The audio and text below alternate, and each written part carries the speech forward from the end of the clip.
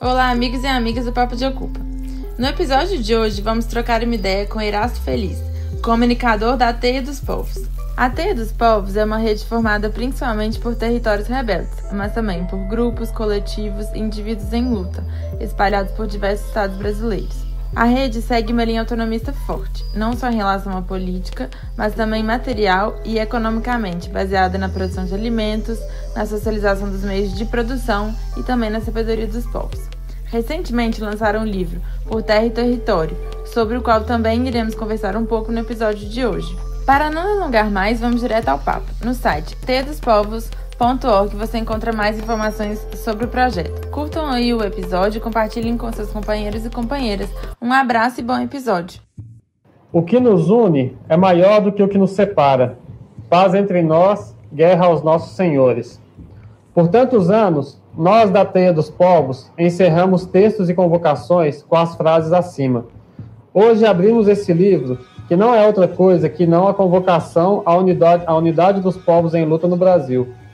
Nosso objetivo nessas páginas é semear a palavra de quem já caminhou muito no enfrentamento ao latifúndio, o mais longevo inimigo dos povos deste país, e sistematizou reflexões que podem ajudar os movimentos, organizações políticas, territórios, povos e mesmo gente de luta que está desorganizada a avançar na luta política.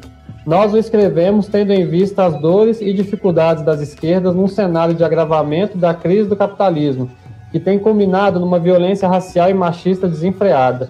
Ou seja, estamos olhando para nossos fracassos enquanto esquerdas no Brasil e tentando propor saídas. Essa é uma das primeiras páginas aqui de um livro recém-lançado pelo pessoal da Teia dos Povos. Hoje aqui no Papo de Ocupa nós vamos ter uma conversa com o Erasto. Ele faz parte dessa rede. A gente agradece a participação desse companheiro nessa conversa, por ter aceitado. A Teia dos Povos, o Erasto deve falar um pouco mais pra gente aqui, mas ela tem sido uma grande inspiração aqui para Casa Invisível, para a galera do Papo de Ocupa também, do GT Papo de Ocupa. Para a gente tem sido muito inspirador e a gente considera muito importante essa articulação que tem rolado no Brasil. E aí nós vamos começar esse papo. Acho importante lembrar também que nesses últimos dias o Brasil alcançou aí 400 mil mortes pelo Covid, num contexto político onde os poderes estatais ignoram, né, sobretudo o federal ignora a importância da população aí na gestão dessa crise, tentando empurrar a gente para o trabalho, ignorando a vida do povo trabalhador. Hoje, nesse 1º de maio, que nós estamos gravando esse episódio, um 1º de maio num contexto de completa precarização do trabalho, de desrespeito com a vida do povo, da população, do povo pobre.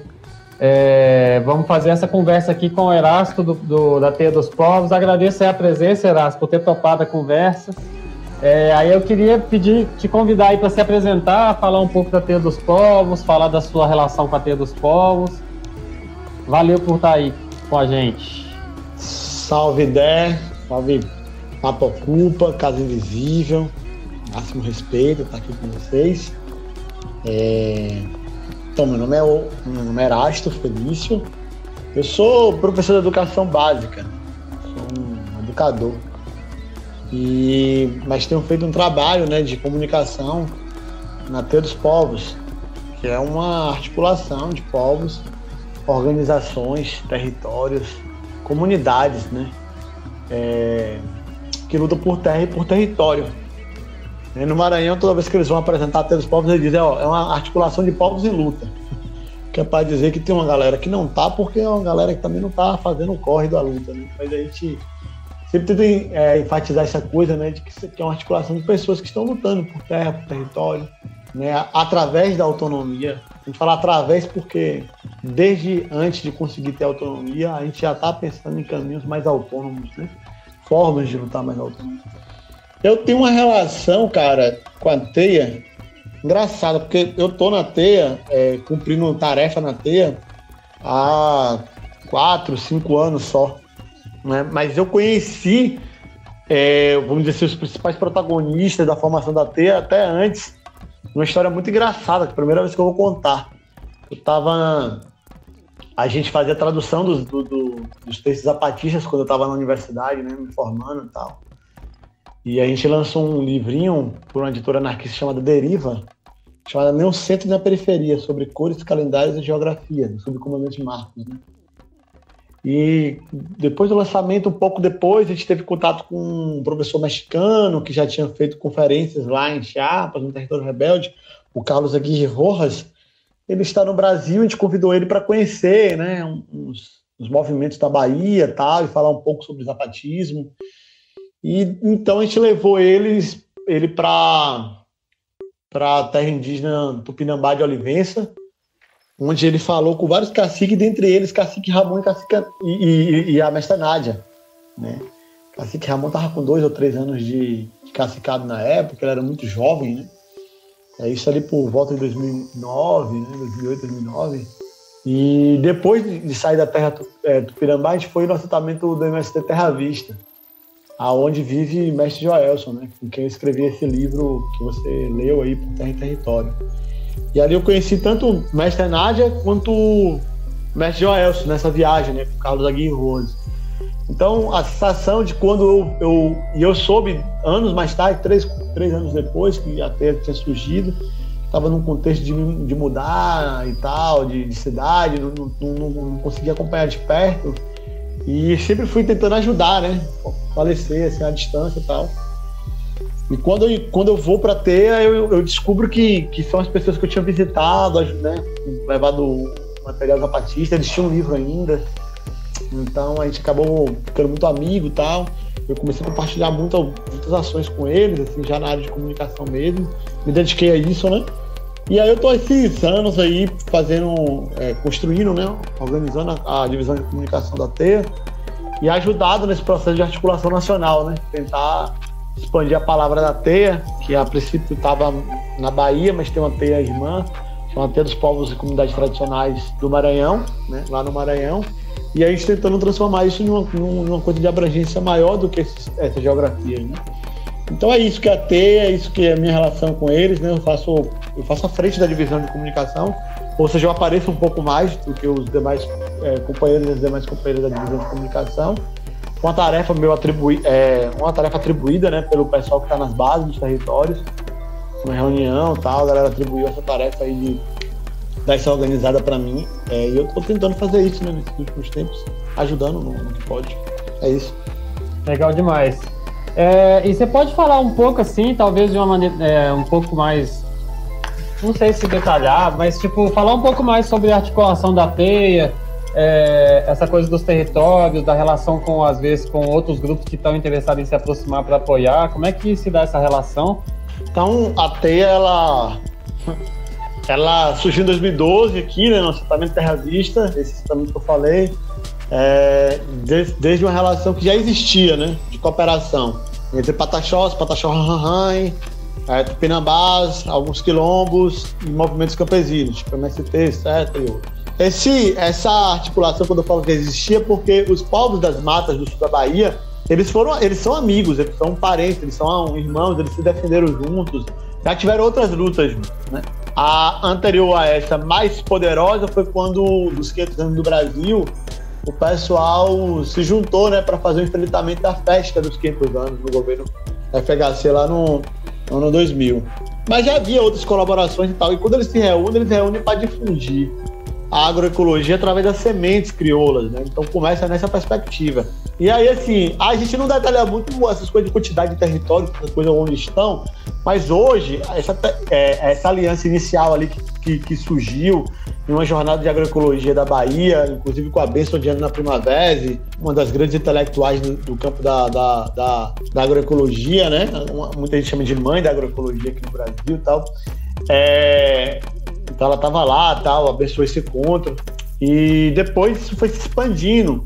Hoje tem povos, o povo Paiaiá que se juntou, né? A gente fez essa aliança, se expandiu depois de 2017 para os centros urbanos, os grandes centros. Então a gente tem o Movimento Sem Teto da Bahia, o MSTB, participando, tem quilombistas, né, de quebrada da periferia, da Reage ou Será Morto, Reage ou Será Morto, que é uma organização política preta, né, de Salvador, participando, fortalecendo e tal.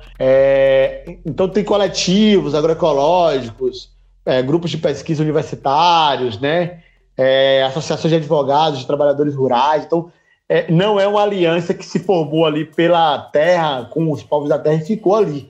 Ela se expande, chega nos centros urbanos e tal. E desde 2019 tem sido uma fala no sentido de se preparar para o grande enfrentamento, né? É engraçado porque, se a gente pudesse falar uma diferença entre ser de esquerda na T e ser de esquerda em geral, é uma espécie de respeito mais profundo pela ancestralidade, portanto, pela própria espiritualidade dos povos de forma geral, né? E isso faz com que muitas coisas ecoem na gente, com uma espécie de aviso, né, dos encantados, dos inquices, dos orixás, né, de toda essa espiritualidade que os povos carregam. Então a gente falava que até a guerra, né, na última carta, na carta de Utinga, a carta que a gente fez na jornada de 2019, que a gente faz jornadas de 2 em 2 anos, mas a gente não imaginava que a guerra seria essa, né? A gente achava que a gente estava se organizando para ir para um enfrentamento mesmo contra os estados e tal, e na verdade o processo foi bem diferente e tal.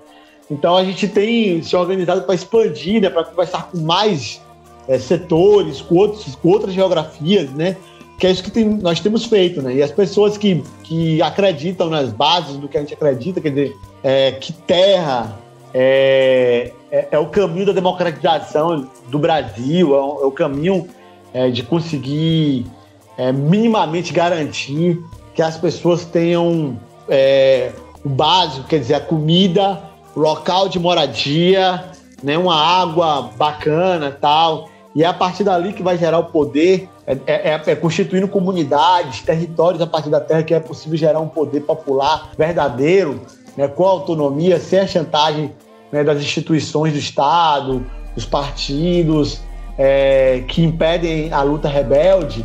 A gente acha que é a partir da terra. Então, se tem gente que acredita nisso, tem gente que pensa que os territórios precisam de autonomia mesmo, eu acho que pode se aproximar. A gente tem um site, tem um canal no YouTube, acessa o Twitter e o Instagram mais, e pode ir conversando, porque a gente tem conseguido fazer comissões pró-teia em outros estados, né? E inclusive lançar já teias em outros estados, né? Ontem, dia 30 de abril, teve o lançamento da teia do Ceará, e no final desse mês de maio ainda vem o lançamento da teia dos povos em luta do Rio Grande do Sul. São grandes vitórias, né, do processo de enfrentamento da nossa gente, né? Então, é isso. Muito massa, cara, muito massa. Vocês lançaram um livro recentemente, você pode falar um pouquinho desse lançamento, desse livro, dessa produção? Posso. Por Terra e Território, os Caminhos da Revolução dos Povos no Brasil. Ele é um livro tese de Mestre Joelson, né, eu diria, no sentido de que ali estão as principais ideias de Mestre Joelson, né? Esse livro, ele foi construído no período da pandemia. A gente simplesmente não podia mais fazer reunião presencial e tal, e aí eu fazia várias ligações para ele mandava umas mensagens para mim e tal, a gente começava a conversar bastante. E no início a gente estava escrevendo meio que uma proposta de tese, porque a gente achava que a pandemia ia acabar em 6 meses, em um ano, assim. Uma proposta de tese para apresentar como forma de fazer a luta, né? Só que aí a gente percebeu que a pandemia ia durar muito e que ia demorar demais para ter um evento grande, um congresso, né? Um grande seminário, porque a nossa jornada de agroecologia, que são os encontros principais da TEIA, eles acontecem de 2 em 2 anos. Então aconteceram em 2019, aconteceria em 2021, né, esse ano. Só que a gente viu que a pandemia ia se esticar para além disso e que a gente não conseguiria fazer como a gente imaginava. E a gente começou a transformar essas conversas em textos, e esse texto virou um livro, né? Um livro em que eu escrevo o livro a partir desses telefonemas de Mestre Joelson. Ali a colar deve ter um pouco de ideia minha, acho que todo tradutor, né, todo intérprete, ele carrega um pouco de si, eu também não nego isso, né, no livro. Mas todos os processos foram conversados com o Mestre Joelson, né, todos os textos, né, ele corrigiu muita coisa, ele falou, não é por aqui, é por lá, tal, tá bem, tá bacana isso, tá? A gente foi construindo o livro junto, né? Na hora de fazer, eu lembro quando a gente foi fazer a conclusão, ele falou, mas não tem conclusão porque a gente não venceu o latifúndio ainda, né? A gente só pode concluir, explicar pros outros como é que foi quando a gente venceu o latifúndio, de verdade e tal. E a gente tá longe de vencer o latifúndio. Então a gente só pode concluir depois que a gente passar por essa etapa, né, de vitória e tal. E a gente não fez exatamente uma conclusão, a gente faz um convite para romper com a ilusão, com as ilusões, né? Com a ilusão primordial, que é uma espécie de cegueira política que a gente tem, de achar que vem um salvador, ou achar que as instituições estão aí para fazer a gente, né, ser vitorioso, emergir enquanto classe e tal, e conversa um pouco sobre isso. Mas é um livro de uma tese, né, em que ele apresenta a ideia de terra e território. Depois ele explica mais ou menos que a gente tem três temporalidades, né, que a gente está fazendo uma grande jornada de luta, então é uma viagem mesmo. Eu pensar que é uma viagem para vencer o capitalismo, o machismo e o racismo. Só que para completar essa viagem, há várias caminhadas dentro dessa viagem. Quer dizer, a viagem não é a jato, não é um pulo só, não é um teletransporte, ela é longa, né? E aí ela tem várias caminhadas. E essas caminhadas são os fundamentos, aquilo que estrutura essa grande viagem, essa jornada, né?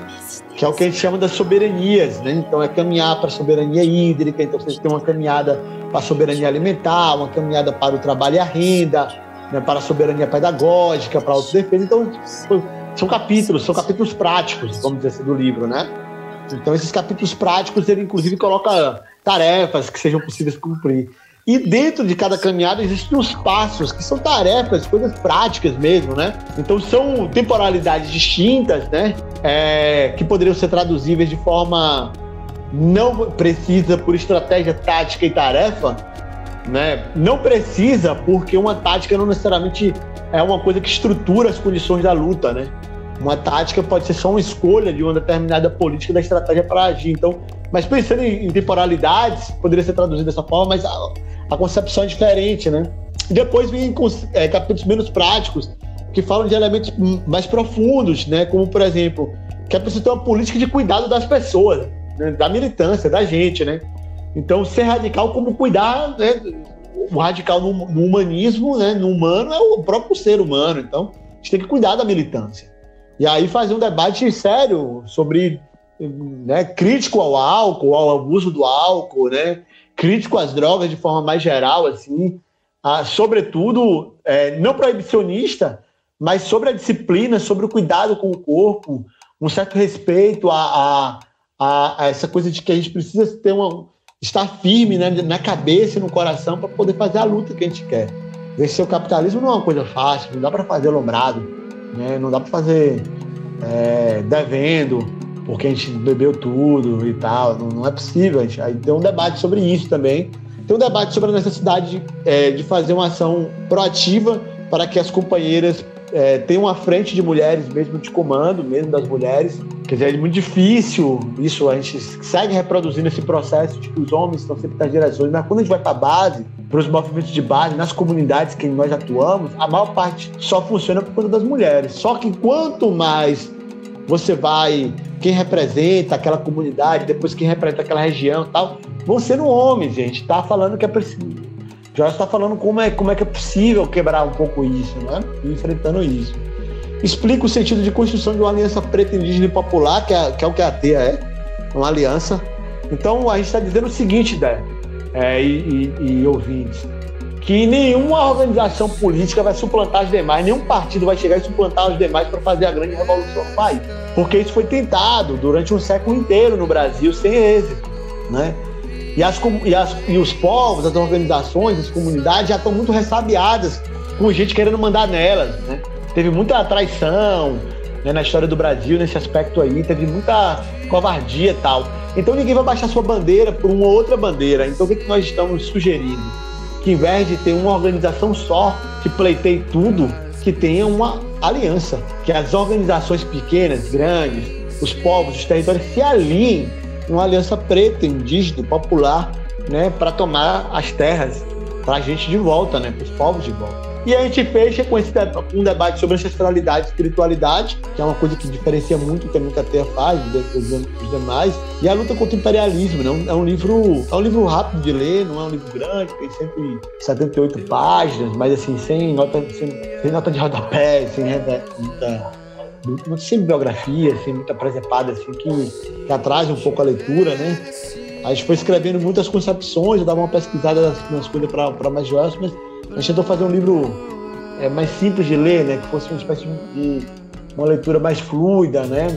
Não é um manual, mas que funcionasse um pouco com essa característica, né? De você poder ler como uma forma de você ir pensando nessas autonomias.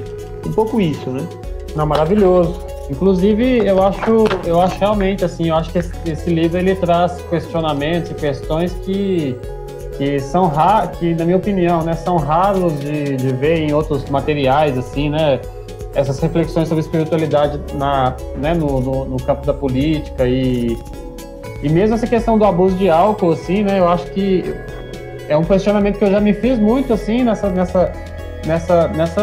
em toda essa movimentação de ocupação urbana, né, de comunidades, de terra ocupada, o impacto disso, eu acho que é uma discussão importante. Eu achei muito legal de ter visto ela no livro também. Pensando nisso, né, o Erasto, de que a Teia dos Povos é sobretudo, né, tem uma força muito grande, essa coisa das comunidades, dos territórios que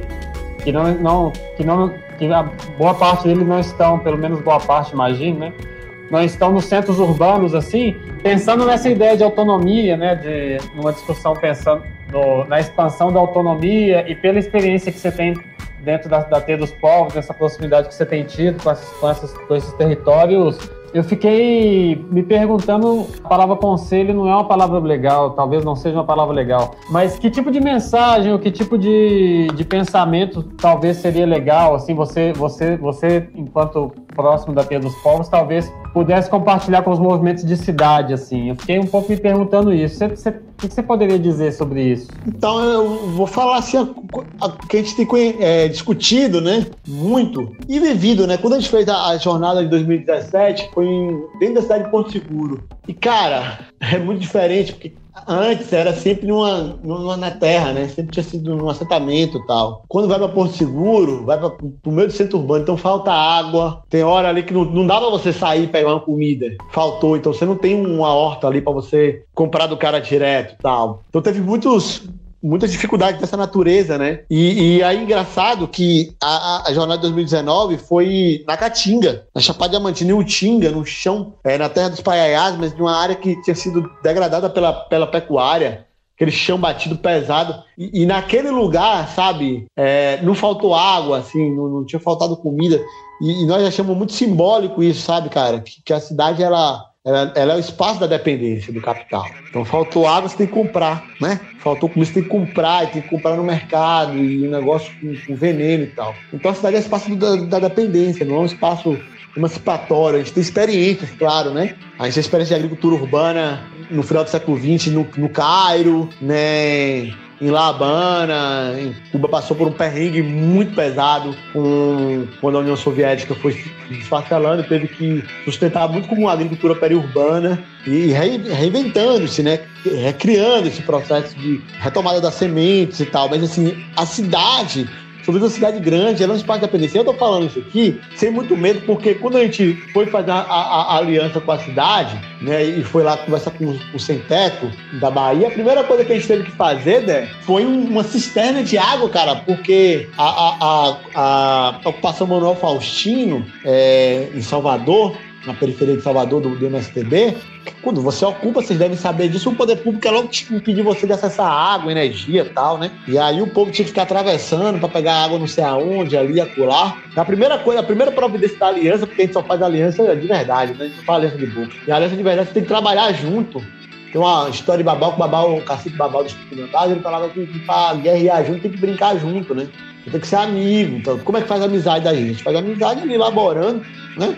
Faz um mutirão, a gente fica amigo, porque a gente trabalhou junto, ergueu uma coisa junto, a gente fica amigo. E aí, a gente fez uma cisterna com o pessoal do MPA, uma galera da Caatinga, foi pra Salvador, pra capital, fazer uma cisterna, cara, pra captar a água da chuva, né? E fortalecer, né?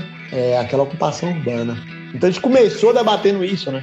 E quando eu converso com Dona Mira ou Dona Rita, né, que são lideranças do MSTB, do Mira Alves, Rita Ferreira, elas mesmas falam que a cidade não é o espaço que dá para ter autonomia, que dá para desenvolver muita coisa por conta das limitações, por conta que nas grandes cidades ele está militarizado de um lado ou de outro pela polícia ou pela facção.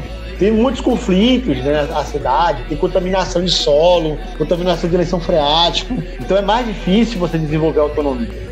A terra, ir para a terra tem esse sentido também. Às vezes a gente fala que ir para a terra, as pessoas acham que tem que ir para um Brasil agrário, arcaico, atrasado, né?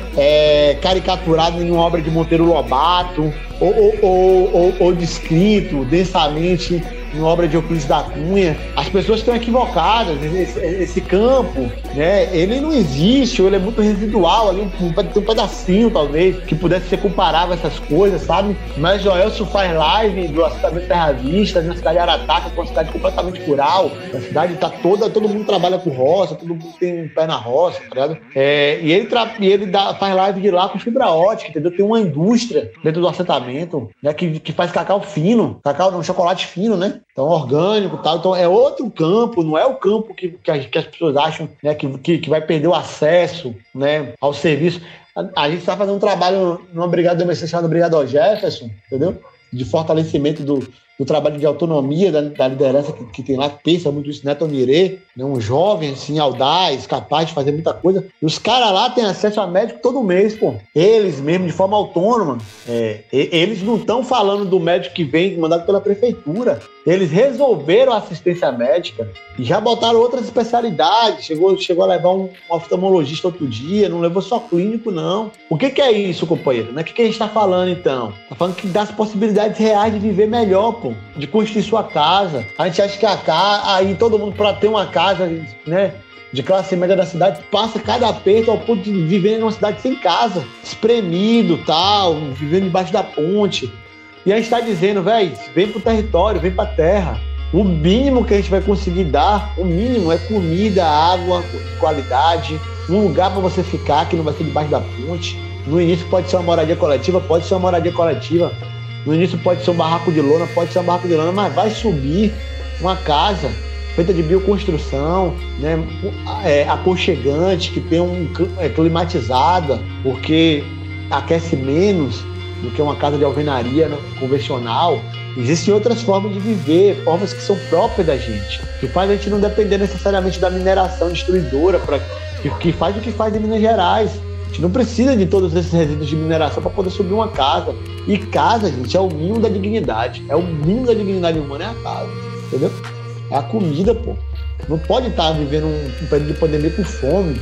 Que isso, bora pra terra. Na terra, a gente tá falando, a gente garante ali 3, 6 meses de comida até você produzir sua própria comida e não precisar mais de ninguém. Isso é autonomia, você produzir seu próprio alimento, gerar renda. Porque a gente não tá falando de um campo que passa fome. A gente está falando de um campo que doou alimento. Ou a gente não viu o MST, o MPA doar toneladas de alimento para as periferias durante a pandemia. A gente não viu isso. Como é que esse campo passa fome se ele pode doar toneladas e mais toneladas de alimento? Só a Brigada Jefferson, são companheiros nossos aqui na Bahia, doou mais de 1 tonelada para a Reaja, o Será Morto, a Reaja Será Morto, para poder ajudar a galera da Reaja que estava fazendo um trabalho na periferia, um trabalho com os familiares de prisioneiros que estavam passando mal bocado com essa questão do coronavírus. Entende? Então, tipo assim, isso é riqueza, gente. Doar tanto alimento assim é riqueza. Um povo desse é um povo rico, poderoso. Eu sempre falo para as pessoas da cidade, uma coisa que eu vi no Terra Vista, eu achei muito engraçado. Terra Vista é o assentamento onde mora Mestre Joelson. No fundo da casa de Mestre Joelson tem uma presa, espécie de lago e tal, né? Grande. E Mestre Joelson tem um bocado de peixe, cria peixe mesmo, tipo tambaqui, né? Grandão assim. E ele não pesca, mano. Ele não tira peixe de lá. E eu fico achando uma coisa mais... O povo fala que é os peixes é os pets de Joelson, são os peixes, né? Entendeu?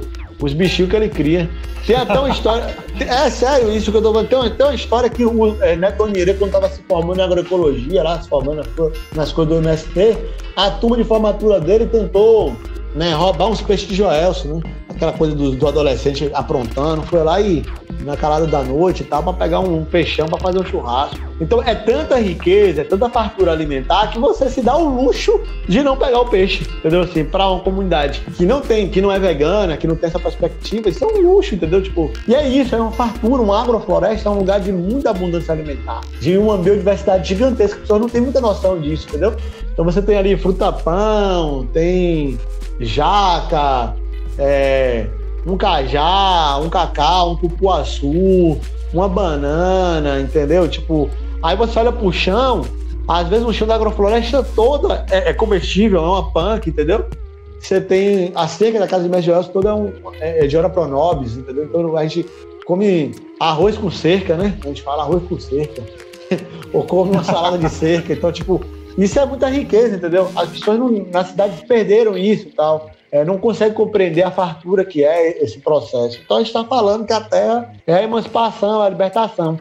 E não está dizendo que todo mundo tem que abandonar a cidade, que a gente sabe que não é possível isso. Mas que se uma boa parte for para a terra, vai conseguir inclusive equilibrar a cidade, que está cheia demais, com muito desemprego, com muita violência e tal. Quanto menos desempregado tiver na cidade, maior vai ser a possibilidade do emprego na cidade ter valores melhores, né? Mais bem remunerado, mais bem pago. Quanto maior vai ser a capacidade também de fazer greve, de fazer lutas históricas, entendeu? Porque com o exército de mão de obra gigantesco que tem, não convertido em força política, a gente é humilhação através de humilhação, mas se uma boa parte vai ser organizada na terra, tá melhor. Inclusive, quanto mais gente na terra produzindo alimentos saudáveis, mais alimentos saudáveis baratos na cidade. E tem coisas, que para a cidade é muito importante, tipo assim, água contaminada que chega na cidade. Os nossos abastecimentos de água não tira agrotóxico que causa câncer. Não tira, entendeu? Então, tá aí, tá contaminada. A maior parte dos abastecimentos de água tem contaminação com agrotóxico em níveis aceitáveis ou inaceitáveis. Em São Paulo tem níveis absurdos, Mato Grosso do Sul tem cidades com níveis absurdos, né? Por causa do excesso da soja, do que eles fazem lá e tal. E aí, essa luta para ter rio limpo e para os rios não morrer, se vence na cidade? Para mim, não se vence na cidade. O povo da cidade não tem como vencer essa luta. Mas essa luta não afeta a cidade, afeta. Porque o sul do Brasil, hoje, eles falam estiagem prolongada, porque se fosse no Nordeste, eles chamavam de seca, né? O Jornal Nacional, a mídia burguesa, ia chamar de seca. Mas lá eles falam estiagem prolongada. Eles vivem uma seca. Há muitos anos o sul do país tem seca mesmo. Revezamento, rodízio de água. Isso já é uma realidade. E como é que vai vencer essa luta? Para fazer chover lá, para plantar água? Dá para fazer isso na cidade? Não dá para fazer isso na cidade. Tem que uma parcela considerável da classe trabalhadora, operária, dos povos que foram refugiar-se na cidade, expulsos de suas terras, voltem para poder fazer o rio ter água de novo, subir no floresta, entendeu? Para fazer com que os rios voadores voltem para cá, a gente tem que parar o desmatamento que está acontecendo no bioma da Amazônia, no bioma do Pantanal e no Cerrado. Isso não é possível fazer nas grandes cidades, entende? Então, tem uma parte aí da luta que é da cidade, mas que não se vence na cidade, né? Então, é que nem os médicos, né, no coronavírus, eles estão lutando contra o coronavírus, mas não se vence o coronavírus dentro do hospital. O médico não tem muito o que fazer, né? Se vence antes, fazendo lockdown, fechando, né, usando máscara, da porta do hospital para fora, como diz o pessoal lá do Medicina em Debate, né, do podcast Medicina em Debate. Se vence da porta do hospital para fora. Então tem coisa da cidade que é a mesma coisa. Ar, água e alimentos se vence da porta da cidade para fora. Não se vence dentro da cidade. Ainda que pode ter periurbana, agricultura periurbana, agricultura urbana, pode ter tudo isso. É suficiente para alimentar a cidade toda? Não é. Entendeu? Então tem que ter outra saída, e a saída é a terra. Massa demais toda essa reflexão, cara. Eu acho importante ouvir isso e trazer isso para a gente discutir e pensar aqui. Acho muito importante mesmo essa reflexão. Dentro desse papo todo, assim, que a gente está tendo, né, e tudo, e tem alguma coisa que você gostaria de dizer, assim, que você acharia que é importante de abordar, coisas que eu não perguntei, né, coisa que eu não abordei, tem alguma coisa que você gostaria de colocar aí? Eu acho, que o momento histórico que a gente vive no Brasil, né, esse momento que é absurdamente violento, você mesmo mencionou mais de 400 mil mortos, né? Que deve ser 500 mil, né? Contando aí o povo que morreu por síndrome respiratória aguda grave e tal, deve ser mais de 500 mil pessoas, 500 mil, portanto. E a gente está falando de um momento em que tem fome. Em Salvador, um tio, né, e um sobrinho foram mortos porque seguranças de uma rede de supermercado chamada Atacarejo pegou eles roubando carne, mano. Roubando carne. E mandaram eles, né, para criminosos matarem. Então, você vê que as pessoas estão roubando comida. Estão roubando comida, cara. Entendeu? Tem saques a caminhões de entrega de alimentos acontecendo no país. Num momento tão grave quanto esse, a gente tem que ser muito claro, né? As soluções não vão partir de um governo fascista. Tampouco as soluções, né, vão partir, né, de salvadores da pátria, que vão fazer tudo em conformidade com a ordem dominante, uma ordem dominante que aceitou um governo fascista, né? Então, outros políticos, outros potenciais governadores que querem fazer as coisas em conformidade com a ordem não vão salvar nosso povo. É a gente pela gente.